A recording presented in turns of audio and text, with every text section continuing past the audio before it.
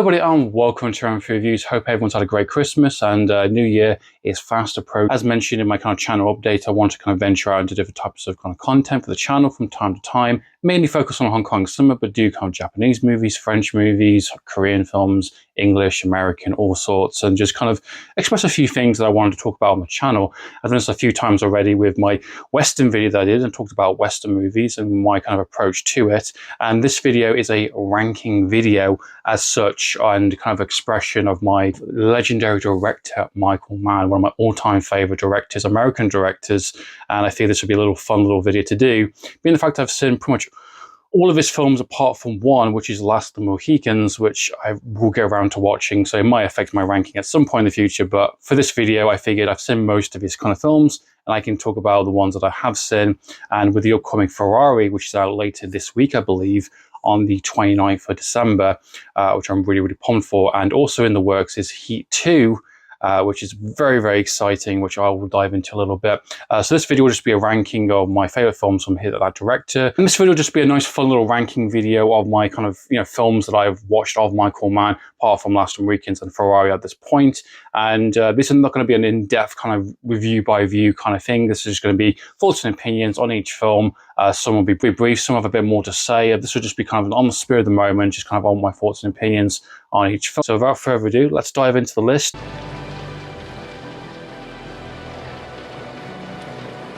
Just you and me now, sport.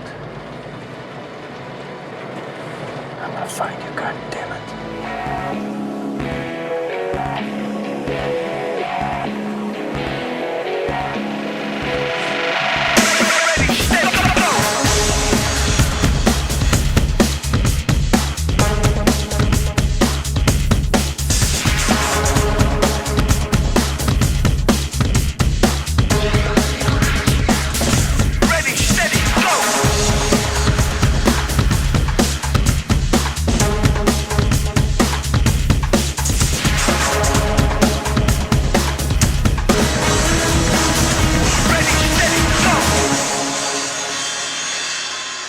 So starting off straight away, we have number 10, The Keep, a very interesting film, very infamous film for Michael Mann's kind of career, a film that he does not want to talk about, a film that has a legendary lost kind of to time in a sense, in terms of his original version. We're never going to see that cut of what he intended the film to be. This is a very much a botched down, kind of messy film, which has some brilliant visuals, excellent score work, and has a great cast as well. It has a really good concept and premise, but just the version we've got access to, I suppose, or that you can even find it these days, because it's a very difficult film to get. I don't know if it's even on Blu-ray, if I'm being honest. I think it's on DVD. It does get shown on TV now and again.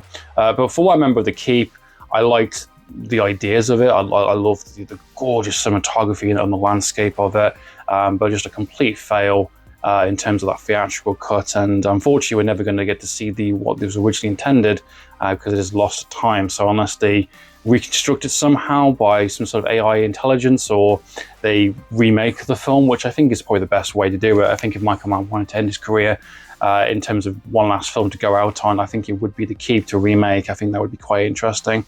But yeah, The Keep, number 10. Number 9 is Ali, starring Will Smith. Good film. I liked it. I think it's a little bit too long. You can watch this film on Netflix, which is how I watched it. It's based on Muhammad Ali, the famous boxer. It's well told. It's well made. Its structure is quite interesting, and how it kind of presents the kind of fighting boxing scenes, because I've seen so many different types of boxing movies with Raging Bull and obviously the Rocky movies, and has a different kind of feel towards it. I do think the film was way too long for its own good. I do think it kind of gets lost in places. I do like the story of this kind of inspirational figure, and his kind of journey from start to finish, and wanted to be his own man, and kind of didn't want to be kind of told who he is. He wanted to be a champion for the people, by the people, and it's kind of a journey he gone from start to finish. And it's a very influential kind of story. Whether the film is itself, I don't know, but from my first time watching it not too long ago, I enjoyed it, but I wouldn't revisit it again. So yeah, Ali. Number 8 is Public Enemies, which is Johnny Depp. I haven't seen that film since the cinemas, since it originally came out. I remember liking it. I think it was fine. I think the ending was a little bit anticlimactic, but that was the story, so you can't really blame the film itself. That was the actual story. He was a very famous kind of gangster that got stopped before he actually was about to commit a major crime, kind of, a train heist, if I remember correctly. I remember enjoying that pretty good in it. I remember the cast being pretty good. I remember it being an enjoyable film. I remember liking it. I've never felt the reason ever to revisit that film and to re-explore it. There's just not much to kind of go back to again. But I do remember it being a pretty solid film in the cinemas, and my friends enjoyed it. It's one of those films that I've never had the reason to revisit. It just happens sometimes. And now we go to the films that I actually do own on the collection, which is number 7, which is Miami Vice. This is a recent revisit thanks to the 88 film edition, which just has this glorious slipcase. There you go. Basically, this is a kind of a repackaging, kind of relicensed version from the old Universal Blu-ray.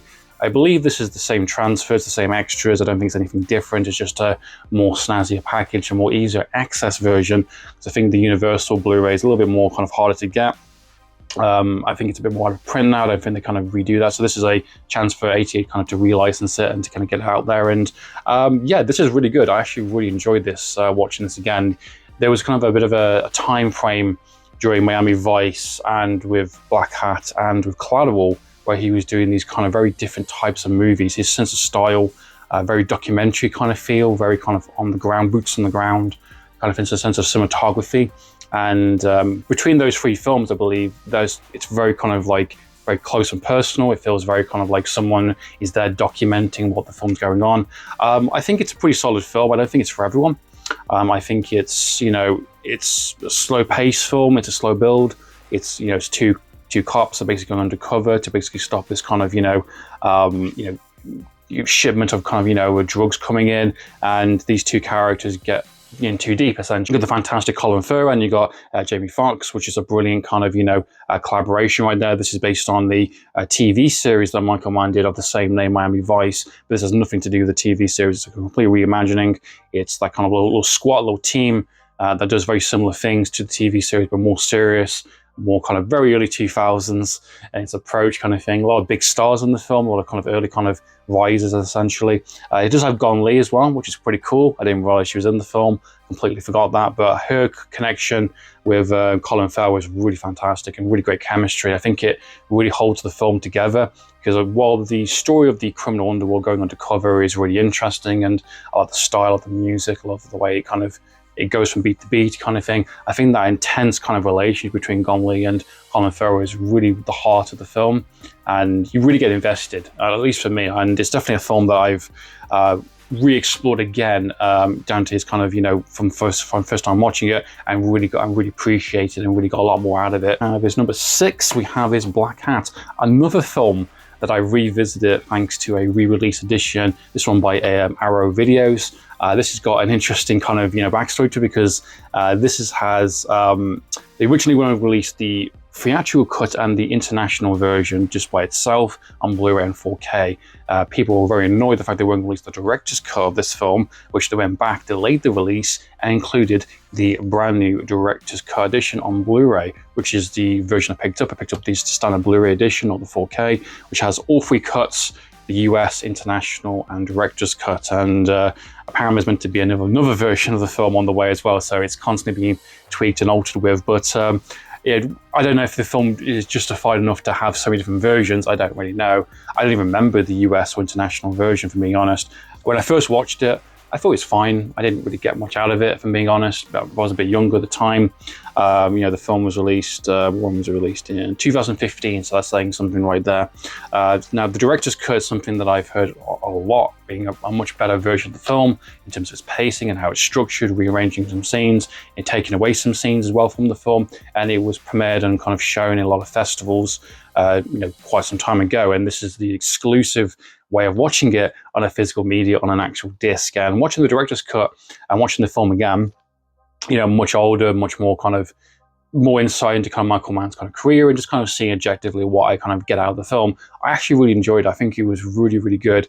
It was, again, it's a very different film, similar to Miami Vice, much more slower build. It's kind of presenting its kind of information at a very specific rate, so you got to keep up. It's got a lot of technical terms. It definitely has a lot of like Chinese and kind of international kind of feel in terms of, you know, Americans and China kind of teaming up to kind of take out this kind of black hatter, this kind of hacker who is making big waves in the kind of the markets. But I like how it's kind of downplayed in terms of until it gets to a big moment in the film, which is the nuclear power plant. So the way the story is, the way the kind of the characters react to the situations, how they find information, how technology is used, and in terms of kind of hacking, and you know how it's kind of manipulated to kind of, you know, to gain kind of wealth and money and kind of personal gain. And you know the personal stakes are really well high, and yeah, just a really good experience overall. I really enjoyed revisiting this film and got a lot more out of it. At number 5 we have is Thief, another Arrow edition which I own. This I recently revisited again not too long ago when I was doing a bit of a Michael Mann kind of phase, revisiting a lot of his movies that I haven't seen in quite some time. This one I've gone back and forth with. When I first watched it, I liked it but didn't own it, and I revisited it again. Picked up the Blu-ray quite some time ago, and oh my god, this film is fucking incredible. This film is amazing. This film's really good. You know, Ryan Gosling drives, you know, owes a lot to this film, and a lot of the films owe a lot of credit to this film because this film is really goddamn good. Brilliant performance by James Caan. Just really steals the show. He's a brilliant actor. You know, he's absolutely phenomenal during that kind of the 80s and 90s kind of his movies, especially with thrillers and hard-hitting movies kind of thing. And the look of the film, the cinematography, the way they kind of the scenes are played between, you know each heist, how the kind of the sparks, the kind of thing are flying in the air. Absolutely phenomenal. The film looks incredible on this Blu-ray edition. Definitely would love to get a 4K release, hopefully down the line. But a great story, a really interesting kind of tale of a guy that has done his time, who knows what he's good at.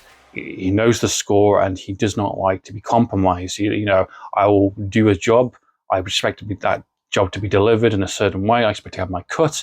I don't want any kind of compromise or any kind of, you know, backwards deals or, you know, favors, whatever. I will do this, and I want to work out. He is his own made man. He's a, you know, car salesman. He's a professional thief, and he's been doing this for a long time because of the nature of it. He does it until he gets involved with a local kind of crime kind of syndicate kind of boss kind of, you know, in terms of, I believe it's LA or it's New York, one or the other. I'm not too sure, but once he gets involved with them, things start to escalate. Things start to get a bit weird in terms of kind of like, you know, these expectations have been set in play, and his character is no nonsense, does not give a shit, and it is glorious to say the least. Really good film, great star cast.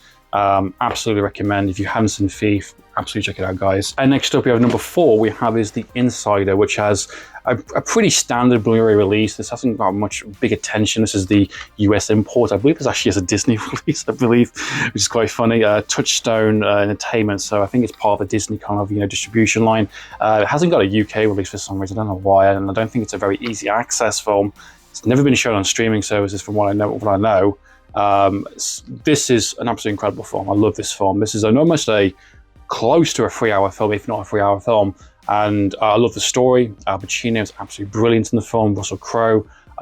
Really interesting kind of real life kind of talk about the tobacco company during the kind of late 90s. And this guy who is about to be a whistleblower and fired from this well kind of respected tobacco company who is doing some very illegal, very questionable kind of science to how nicotine is produced and kind of sold to the general public. And this idea of kind of Al Pacino's character as a producer and as someone who is a scouter for kind of 60 Minutes in the US, who basically kind of gets this story in his lap and essentially convinces this guy to go on 60 Minutes, tell the story, break his kind of, you know, FDA kind of agreement, and, you know, put his reputation, his life, his, you know, everything on the line to do the right thing, essentially. And it is a question of ethics. It's a question of right and wrongs. It's a moral dilemma film. It has a lot going on in terms of both these perspectives, in terms of the family man who's about to lose everything by doing this, potentially,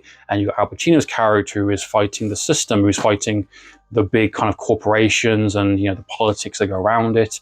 It is a phenomenal film. It's so engaging. It's so well delivered. And yeah, I could talk about this film for ages. This film is just incredible, at least for me, in terms of my taste, in terms of what I like. Great pacing, great music, great visual style as well. Very creepy in places. Outstanding performances by both Russell Crowe and Al Pacino.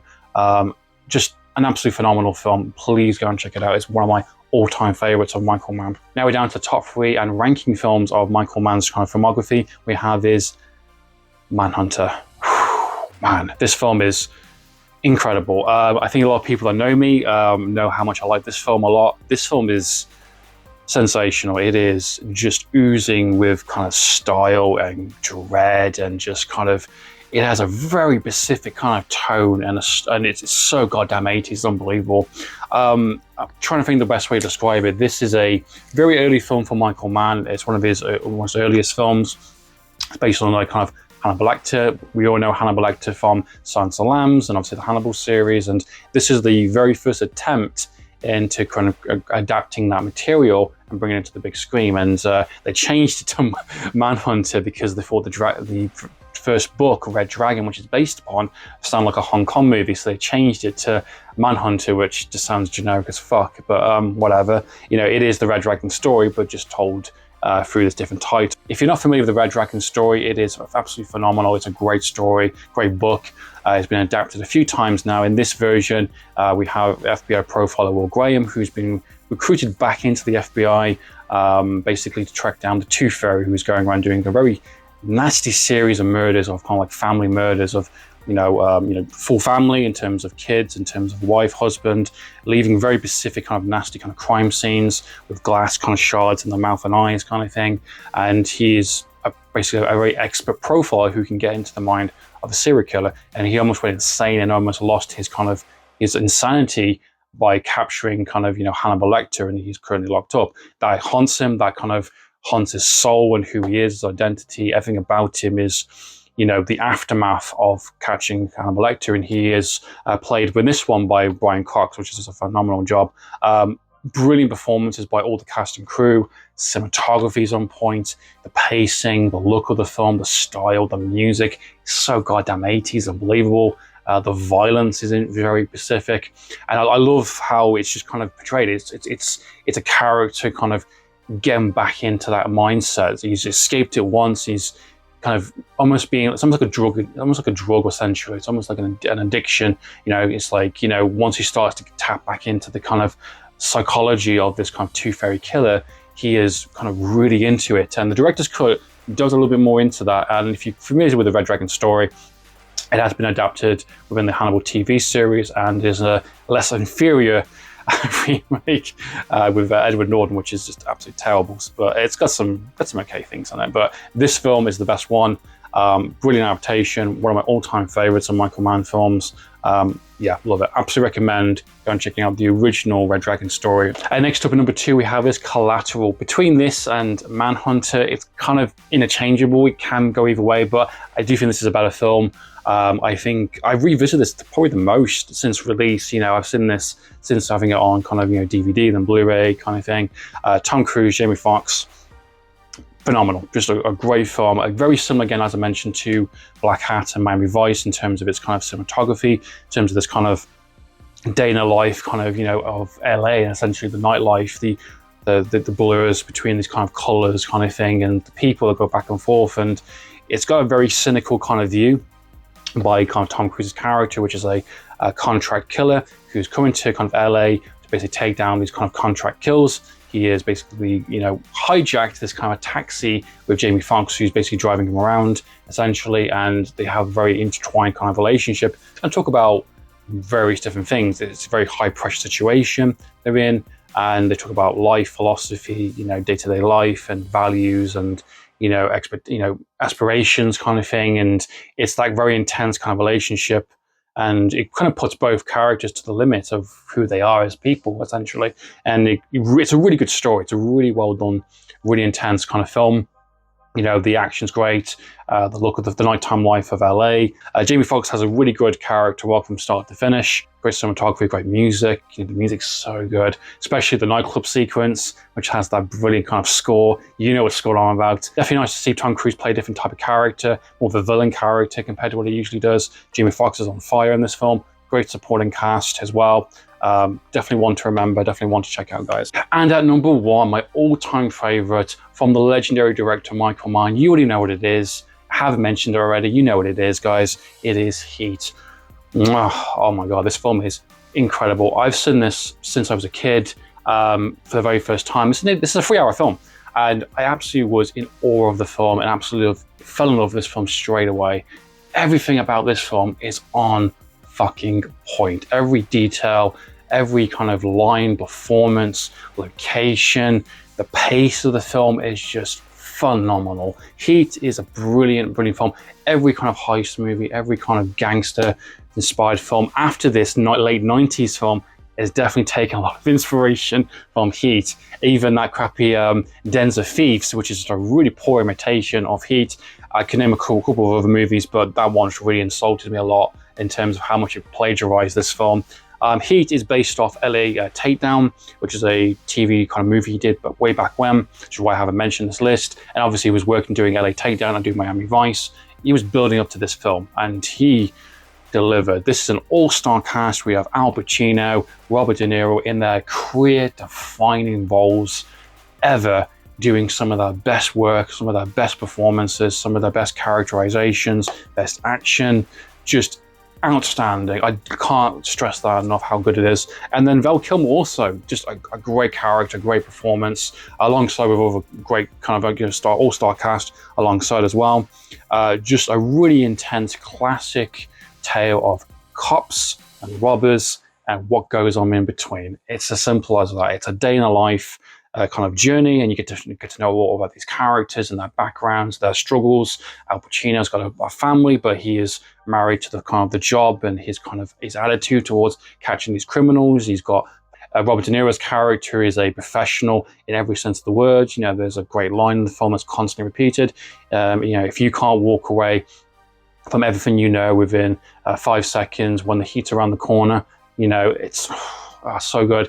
Very isolated life. His apartment is empty. He has no one apart from his kind of crewmen, essentially.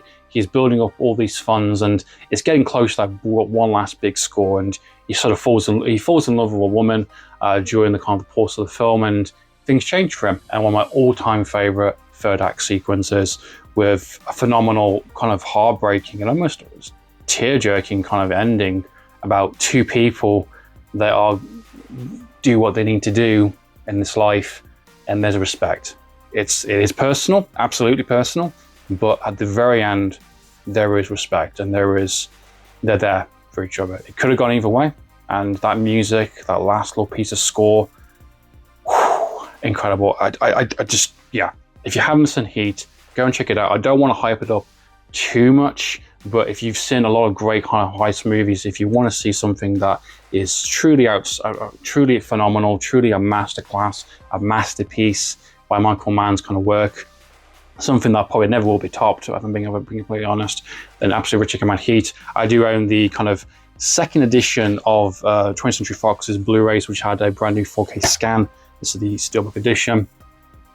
There is a 4K edition done by Disney, which I don't particularly like. I don't like the look of that, so I'll stick to the brilliant Steelbook edition, Anniversary edition, which has a brand new transfer, and it is glorious. I love it. So yeah, Heat. That's been my official ranking of Michael Mann's kind of directed kind of filmography. What are your thoughts and opinions on my list? Am I completely off base? Have I completely got it wrong? What are your thoughts and opinions, guys? What are your thoughts on Last of the Mohicans? Will Ferrari make a big difference in this list? I'm very curious to see this. Also, I've been checking out and reading very slowly, that is, unfortunately, Heat 2, the book, which is also written by Michael Mann, which is meant to be the next film he's doing with Adam Driver, which is very exciting, but very worrisome because, you know, can he do it again? Can he achieve lightning in a bottle twice? If you want to see more of these directed ranking videos and chance for me to talk about some directors that I'm definitely really familiar with, please comment down below. I'd love to know your thoughts and opinions, guys. In the meantime, Amphlett Reviews, signing out.